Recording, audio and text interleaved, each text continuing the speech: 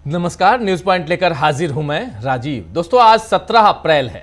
आज की तारीख आप जानते ही हैं कि आज 17 अप्रैल है, लेकिन 17 तारीख को 16 की पहेली से सियासी गलियारों में हलचल मची हुई है और इसके तार सीधे अमेरिका से जुड़ रहे हैं। वहीं अमेरिका, जहां राष्ट्रपति ट्रंप ईरान, हॉर्मोज, यूरेनियम संवर्धन, लेबनान, इन सब पर रोजाना ऐसे बयान दे रहे हैं जिनका सच 2 मिनट में ईरान उजागर कर रहा है। ईरान ने भी ट्रंप की दुखती रग पकड़ ली है। आखिर क्यों नेतन्याहू के कहने पर ट्रंप ईरान पर हमला बोलने के लिए तैयार हुए? आज राहुल गांधी ने भी संसद में जो कुछ कहा है उसकी पहेली सुलझाने के लिए लोग अमेरिका की फाइलें भी खंगाल रहे हैं और इधर भारत की फाइलें भी। दरअसल आज संसद में राहुल गांधी ने महिला आरक्षण संशोधन बिल पर अपनी बात रखी, जिसमें उन्होंने एक जादूगर, फिर अपने बचपन के डर, फिर अपनी दादी की सीख यानी इंदिरा गांधी की सीख जो उनकी दादी हैं थी, जैसी कई बातें कही हैं जिन पर सत्ता पक्ष शोर मचाता रहा। लेकिन राहुल गांधी ने जैसे ही मैजिशियन और यानी जादूगर और बिजनेसमैन के बीच दोस्ती की बात कही, सत्ता पक्ष में हंगामा मच गया। राहुल गांधी ने किसी का नाम नहीं लिया, लेकिन ट्रेजरी बेंच पर बैठे लोग शायद राहुल गांधी की बातों को बेहतर समझ रहे थे, लिहाजा वो असहज हो गए कि प्रधानमंत्री को क्या मुंह दिखाएंगे और फौरन राहुल गांधी से माफी की मांग की।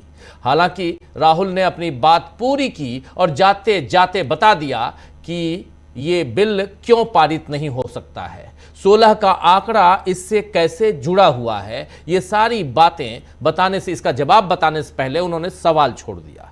अब ये क्या पहेली है, इस पर तो सोशल मीडिया में चर्चा खूब हो रही है। इधर अंतर्राष्ट्रीय गलियारे में चर्चा इजराइल लेबनान के बीच सीज फायर और हॉर्मुज पर यूरोपीय देशों की बैठक को लेकर भी हो रही है। हॉर्मुज को लेकर एक बड़ी खबर अभी थोड़ी देर पहले ईरान से भी आई है। हॉर्मुज पे आएंगे, लेकिन उससे पहले ईरान और अमेरिका, जी हां, ईरान और अमेरिका के बीच इस समय 2 हफ्ते का सीज फायर चल रहा है और अब इजराइल और लेबनान माफी चाहूंगा, लेबनान ने भी इन दोनों के बीच भी, इजराइल और लेबनान के बीच भी सीज फायर का ऐलान हो चुका है। लेबनान में इस बात पर लोग खुश हैं और वापस अपने घरों को लौट रहे हैं, लेकिन इजराइल में इस पर विरोध हो रहा है। अपने नेता नेतन्याहू की मुश्किलें बढ़ती देख अब इजराइल ने कहा है कि लेबनान में जिन ठिकानों को कब्जे में लेबनान ले चुका है, वहां अपनी सैन्य, लेबनान में ईरान जिन ठिकानों को अपने कब्जे में ले चुका है वहां अपनी सैन्य मौजूदगी बनाए रखेगा ईरान। रक्षा मंत्री इजराइल के, माफी चाहूंगा मैं, ईरान, इजराइल, ये सारी चीजें, इतनी सारे नाम इतने हैं कि कई बार कंफ्यूजन हो जाता है, लेकिन यहां पर क्लियर कर देना चाहता हूं कि इजराइल ने कहा है कि लेबनान में जितने एरिया लेबनान का इजराइल ले चुका है उसको अपने कब्जे में रखेगा। इजराइल के रक्षा मंत्री इजराइल काट्स, नाम भी देखिए, इजराइल काट्स उनका नाम है। आप लोग कई बार हमारे इस कार्यक्रम में उनका नाम सुन चुके होंगे, इजराइल के रक्षा मंत्री का नाम। उन्होंने कहा है कि सेना जिन इलाकों को कब्जे में ले चुकी है वहां आगे भी बनी रहेगी। वहीं ट्रंप ने हमेशा की तरह इस सीज फायर की क्रेडिट लेने में जरा देर नहीं दिखाई। ट्रंप ने कहा है कि दुनिया में 9 युद्धों को, 9 जंग को हमने रुकवाया है और यह 10वां है। वहीं ट्रंप ने यह भी कहा कि उन्होंने साफ साफ कहा कि मैंने उपराष्ट्रपति जेडी वेंस, फिर विदेश मंत्री मार्क रोबियो और ज्वाइंट चीफ ऑफ स्टाफ के चेयरमैन डैन केन को जिम्मेदारी दी है कि वो दोनों देशों के साथ मिलकर स्थायी शांति समझौते की दिशा में काम करें। अब देखने वाली बात यह है कि युद्ध विराम कब तक कारगर रहता है, क्योंकि इसमें इजराइल और अमेरिका दोनों हिजबुल्लाह से ही उम्मीद कर रहे हैं कि वो हमले रोके। लेकिन इजराइल ने जिस तरह नागरिकों पर हमले कर अंतर्राष्ट्रीय कानून तोड़े हैं, उसकी जिम्मेदारी नहीं ली जा रही है। इधर ईरान ने लेबनान में युद्ध विराम यानी सीज फायर का स्वागत किया है। ईरान को स्वागत करना भी चाहिए था और ये स्वागत किया है। ये तस्वीरें जो आप देख रहे हैं, इन तस्वीरों के बारे में भी हम बात करेंगे। ये ईरान की तस्वीरें आप तक पहुंचा रहे हैं और सबसे सामने कौन है आप देख लीजिए। खैर, इधर ईरान ने लेबनान में सीज फायर का स्वागत किया है और इसे कूटनीतिक यानी डिप्लोमेटिक सफलता के साथ साथ हिजबुल्लाह के प्रतिरोध का नतीजा बताया है। विदेश मंत्रालय के प्रवक्ता इस्माइल बगाई ने कहा है कि ईरान इस युद्ध विराम को अमेरिका के साथ व्यापक समझ का हिस्सा मानता है जो पाकिस्तान की मध्यस्थता में हुई बातचीत के जरिए बनी। इसके साथ ही बगाई ने जोर देकर कहा कि ईरान लगातार दूसरे क्षेत्र में व्यापक युद्ध विराम की मांग करता रहा है। ईरान के उप विदेश मंत्री सईद जादेह ने कहा है कि पूरे क्षेत्र में एक साथ युद्ध खत्म होना चाहिए। उन्होंने कहा कि कोई भी सीज फायर तभी मान्य होगा जब लेबनान से लेकर रेड सी तक जंग हमेशा के लिए खत्म होगी। इसे उन्होंने ईरान की रेड लाइन बताया है। खातिबजादेह ने यह भी कहा है कि हॉर्मुज स्ट्रेट ऐतिहासिक रूप से खुला रहा है और लंबे समय से सभी के लिए उपलब्ध है। ईरान ने अमेरिका और इजराइल पर इस क्षेत्र में अस्थिरता फैलाने का आरोप लगाते हुए कहा कि इससे वैश्विक व्यापार और अर्थव्यवस्था पर असर पड़ा है। आपको बता दूं कि इजराइल लेबनान में सीज फायर के बाद क्रूड ऑयल की कीमतें थोड़ी कम हुई हैं, इजराइल और लेबनान में सीज फायर के बाद।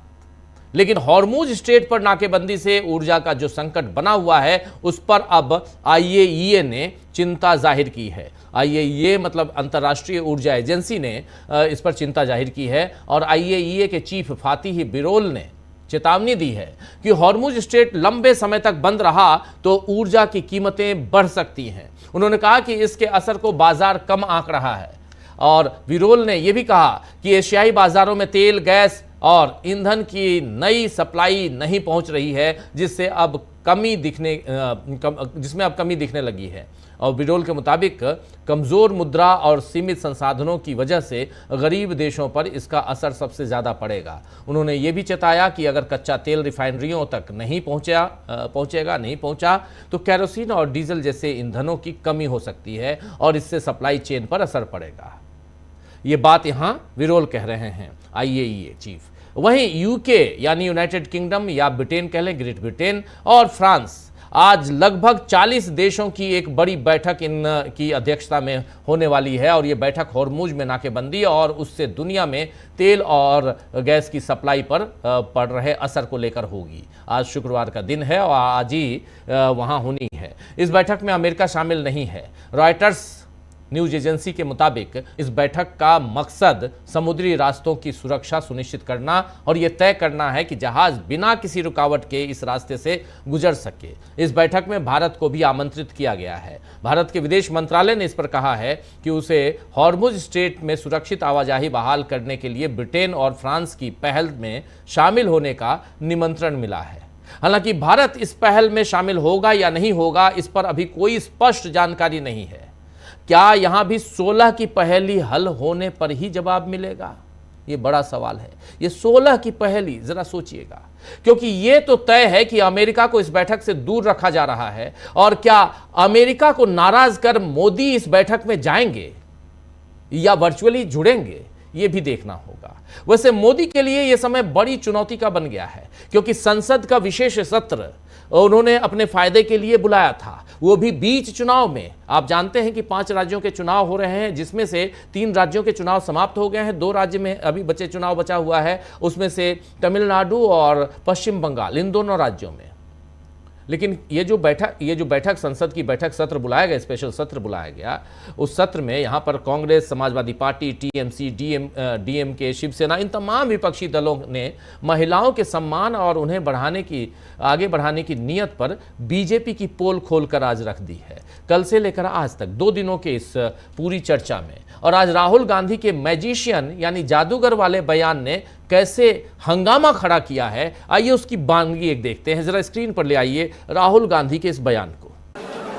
जो असली ताकत होती है वो छुप के काम करती है, वो अपने आप को दिखाती कभी नहीं है। अब मैं ये आपको बता क्यों रहा हूं? Because there is, everybody knows, a partnership between our friend the magician and the businessman. Speaker sir, what has happened? There is a partnership and then there is a hidden power. Massive extremely strong, but completely hidden. Okay? And that power, that force that does not show itself, but is there, knows the entire history of the magician. It knows every single detail about the magician from when he first came into politics till when he arrived as Prime Minister. And it is using that information. तो सुन रहे थे आप यहां पर राहुल गांधी यहां पर magician और उस बिजनेसमैन की बात, जैसे ही बिजनेसमैन और मैजिशियन की बात कर रहे थे वैसे ही हंगामा हुआ। वहीं 16 की पहेली पर पत्रकारों ने उनसे जवाब मांगा तो राहुल गांधी ने क्या कुछ कहा है जरा ये सुन लीजिए। दरअसल इन्होंने राहुल गांधी ने अपने भाषण के समापन पे कहा कि आज 17 तारीख है। मैंने देखा मोबाइल उठाकर तो देखा अरे आज तो 17 है, लेकिन कल 16 तारीख, और 16 तारीख को नरेंद्र मोदी भी भाषण देने आए। अमूमन नरेंद्र मोदी आखिर में भाषण देने आते हैं, लेकिन कल क्यों आए भाषण देने, यह भी एक बड़ा सवाल था। और इसके अलावा कल की तारीख में ही इस बिल को क्यों लाया गया, जो 3 बिल पेश किए गए, इस बिल की कहानी क्या है और ये तारीख 16 क्यों है, इन सब इसकी आखिर पहेली क्या है, इसको आप जरा सोचिएगा। एक सवाल छोड़कर जनता के बीच राहुल गांधी चले गए और इसी सवाल, इसी पहेली पर पत्रकारों ने जब राहुल गांधी से जवाब मांगा तो राहुल गांधी ने क्या कुछ कहा है जरा सुन लीजिए। पजल है और 16 का नंबर एक पजल है, देश सॉल्व करे, क्या है 16? तो वही तो है, पजल है, थोड़ी बताऊंगा इसका आंसर ऐसे। सोल्यूशन है मिलेगा तो मैं बोल दूंगा यही है। सरकार की सरकार